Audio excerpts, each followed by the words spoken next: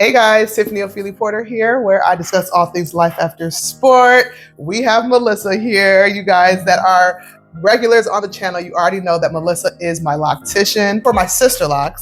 And if you don't know what Sisterlocks are, go ahead and look at all the previous Sisterlocks videos that I've done in the past. But in today's video, we are going to follow up on our Loctician Speaks series, where Melissa is actually going to show you her combining my locks. Now, on the previous installation in this series, we talked about why I'm doing that. So definitely check that out. But essentially, Melissa is going through my head right now and combining locks. We're going to show you how she actually does it, kind of give a little bit of a brief talk about why we're doing it again, and just give some tips for anybody who is looking to do the same. So Melissa, you ready? Yep. If that video sounds interesting, make sure you continue to watch. With medals on her chest, she's proven her greatness, knows no rest, representing the countries with pride she stands. In the previous video, we did talk about the reason why I'm desiring to combine my locks, which essentially is because I have a lot of hair. I have a lot of locks, and my retightnings take anywhere between 4.5 to 6.5 hours, Melissa? Yeah, I would say 5 to 6. Yeah, and we are trying to decrease that time. I kind of want to buy back a little bit of my time. So by us combining the locks, essentially you're kind of turning 2 locks into 1, which will decrease in the long run the amount of time it takes to, because you'll have less locks. Less locks to retighten. So Melissa has actually already combined her locks. She did so with her loctician, had a positive experience, and that kind of prompted me to do the same. So Melissa, really briefly, can you just talk about what was your motivation for doing so? Well, mine was kind of the same thing. She was wanting to cut down my time, because as your hair starts to grow out, sometimes it can cause some locticians to have to take longer to do yours. And so I got up to like 2.5, then it was 2:45, and then 3 hours. And then she was like, well, we can always combine them, because she did mine really small. And so I was like, yeah, we can combine them. So that's what we did. Yeah, so she's over here complaining about 3 hours. 3 hours would be for me.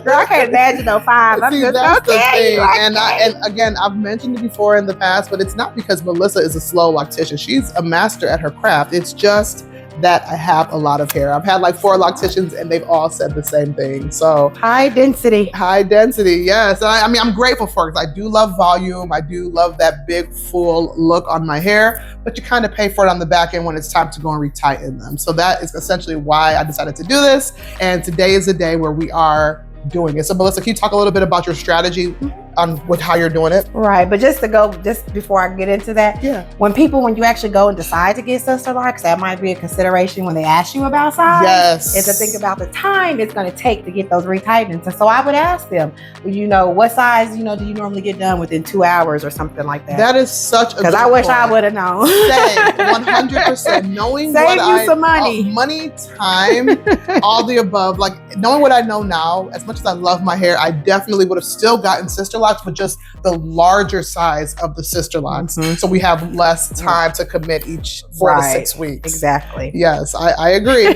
So, I mean, sometimes people don't necessarily consider that and what that's going to look like over time. I mentioned it before, but like me committing 6 hours back when I was single and had no children was no big deal. But now as a mom, entrepreneur, wife, and all the things I have going on, it's a bit of a stretch for me to commit. That's the thing. My time is tighter now. So definitely take that advice if you're on the fence about those Sisterlock sizes. If you do not have a lot of time to commit to retightens, then get the larger size. Right, you can still achieve a beautiful look by doing so. Yep. So to go back to the strategy of how I decide on combining her locks, in order to try to keep the integrity of her grid so that she can continue to style her hair the way she wants to style her hair, Sisterlocks is based off of a grid. So I make sure I kind of divide it into those four sections, which in the back we do have more. But those 4 main sections is just split that head in half, and then again in half on the other side, so that you have your 4 main sections. And then as you're going row by row, then you're going to combine those to look like they have smaller bases, because you want to try to also maintain the integrity of the locks. They may not want large locks, so only combine those that are really tiny. And so as I'm going through, I'm actually looking at the base more so than I'm looking at the size of the lock. And that's such a good thing to mention, because coming into today's appointment, she and I both knew we were going to do the combining of locks. But as she was looking at my hair and assessing the health of them and just kind of knowing the look that I'm going for, she made the executive and professional decision to kind of hold off on combining some in the back because my locks were already bigger in the back. So I think that's also something to keep in mind if you're a loctician or somebody who wants to bring this up to your loctician, that it's not a one size fits all approach. Whereas on the top where my locks are really small and tiny, she's able to easily combine them without compromising my grid or compromising the look that I'm going for. Whereas in the back, if she were to have combined them, it would have no longer been within that Sisterlock size. Would you say so? Right. You would start getting them bigger. Yeah. Way bigger. Which, I mean, as much as I want to decrease my time, I still love my locks. I'm just trying to kind of find that happy medium. Exactly. And you still want to be able to style your hair. Yes, indeed. So let me know down in the comments if you have any questions as we're kind of going through this, and I would do my best to answer them. If I can't answer them, I'll text Melissa and ask her for the answer, and or we could always do a follow-up to this video. I think it is going to be a good idea to kind of show you the process as time goes on how they're growing out and how they kind of look over time, because even though she's doing the combining today, you're not going to be able to really tell a difference until, you said, like months or even years down the line. It'll be years down the line. It'll be years. Like, even though, like I said, mines are combined, I can't really tell. Like, yeah, you can feel it at the base, but you can't really tell. So it's almost like you have the benefit of having the same look, but just decreasing the time of the retightenings. And to me, literally, that's what I call a win-win. Yes. I agree. Is there anything else you want to add on that before we have my husband come in, zoom in on the actual process, Melissa? Nope, that's it. Okay. All right. So when you're deciding on doing the combining of the two, you want to make sure you stay on your row. And as you can see, these are small locks, so these are okay to go ahead and combine. Like this one, because it's larger, if you look at the base, we wouldn't combine that with another lock, but these four are good to combine with each other. So we just get my loop in.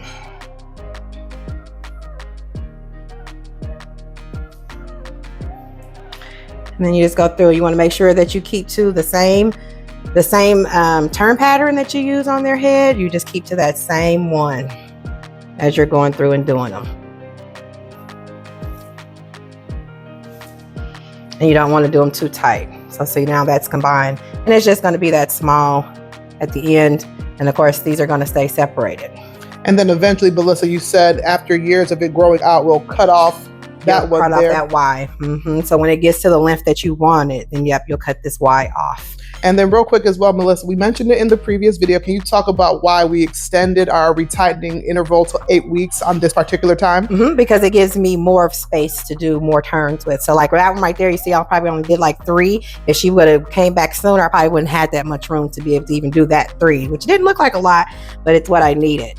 And I mean, all of this is part of the strategy of achieving that combined look. It's not, like she said before, every single lock that is even eligible to be combined. And even when she's doing it, she's looking at it from a very specific lens. So something to keep in mind. And I hope that is useful. Are you gonna do the second one as well? I already did. Oh, you see? And so now, as you see, all 3 of them, their bases are kind of about the same. So as they grow out, these locks should be about the same size. So she's not having a big, huge lock over here with a small lock over there. Because if you watch the base, it should grow out about the same. And she's maintaining that grid pattern and giving me the versatility that I still love with my locks. Thank you, Melissa. That's it. So essentially that is it for this video. I wanted it to be a quick one, just down, in and out, kind of giving you the actual tips on it, talking about her strategy, talking about the reasons why I'm doing it, and showing you up close and personal what it actually looks like to do that combining of locks. I want to thank you guys for tuning in. Thank you for being a part of the family. Hope you guys are enjoying the Sisterlocks series and all of the Sisterlocks content. I'll continue to bring it if we get enough engagement. So I will see you in the next video. Peace.